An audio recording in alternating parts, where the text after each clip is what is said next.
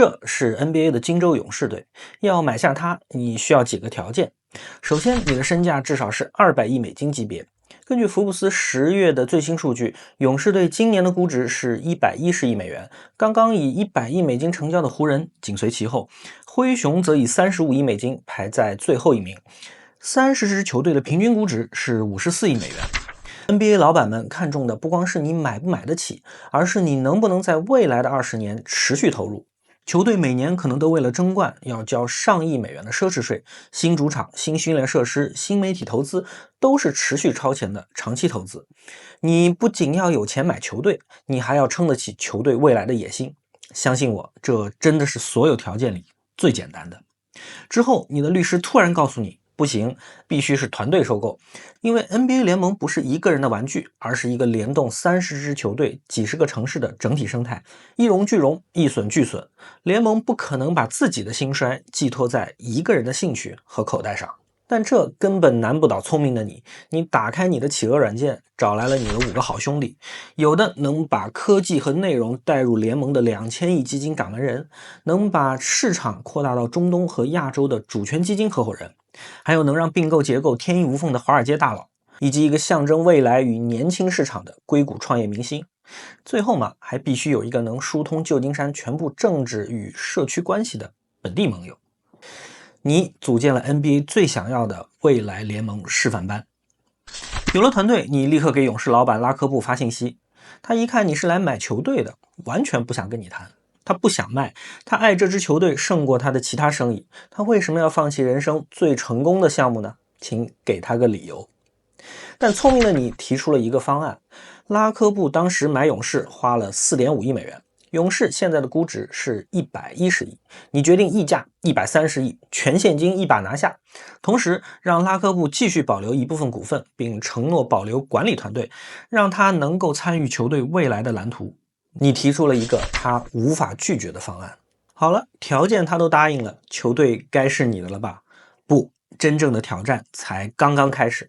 肖华凌晨2点给你留了60秒的语音，买下球队只有拉科布一个人点头不算。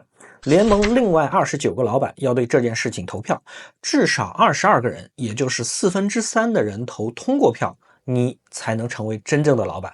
这就是说，你要想办法让全球29个亿万富翁中的22个人，比如新泽西篮网的老板、阿里巴巴的联合创始人蔡崇信，他们要一致认为你能办到他们自己办不到的事情。但是聪明的你知道投票安排是在3个月后，这就给了你足够的时间和29支球队老板逐一沟通，你让他们看到支持你对他们是有好处的。你跟快船老板鲍尔默说，我把 AI 多视角直播接进联盟，你的比赛全球曝光能翻1倍，广告单价直接往上提。你对尼克斯家族说，我能把你带进亚洲和中东3大市场，你的区域赞助有机会直升5000万。最终22票，不，你拿到了29票，全票通过，最后一关你也完美通关。对了，在你最终签字之前，请给我30秒，把球队怎么赚钱、怎么花钱和你说一下。毕竟嘛，这马上就是你自家的生意了。根据福布斯和 Sportico 的测算，金州勇士队一年能做到大约7.5亿美元的营收。我们把这笔钱拆开看，你会发现它的赚钱方式更像一个媒体集团和城市商业资产的混合体，主要收入来自全国媒体合同。NBA 刚刚敲定一份总金额约770亿美元，为期11年的新媒体版权大单。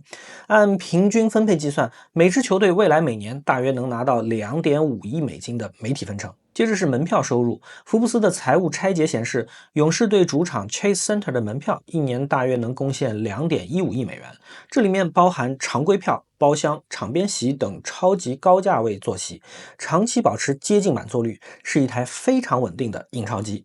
其他的收入包括本地媒体版权、赞助商合同，还有演唱会啊、零售啊、餐饮啊、停车这些，加起来一年差不多就是3亿美金。听起来很爽，对吧？但接下来是你作为老板真正会心跳加速的成本。首先是球员工资，根据公开薪资表显示，勇士队2024赛季的球员工资支出大约是1.86亿美元。作为一个惯用豪华阵容的球队，这几乎年年都是全联盟顶格水平。因为工资总额超过联盟的奢侈税线，他们曾在2022到23赛季交出过 NBA 历史上最高的奢侈税账单，金额高达1.7亿美元。当然了，并不是年年都这么高，但是作为一支有心争冠的球队，这部分支出必须做好准备。这两部分加起来占到总成本的55%到60%，剩下的就是球馆运营、教练团队、医疗和数据体系这些，一年差不多是1亿美元的固定开销。所以勇士队一年的运营成本大约在5.5亿美元左右。一支像金州勇士这样的球队，每年能够贡献的净利润大约就是1.6亿美元。怎么样？如果没有其他问题，就签字吧。好了，恭喜你，你现在就是金州勇士的新老板了。希望球队在你的带领下能够取得更好的成绩。关注我，拆解并购故事，看懂资本逻辑。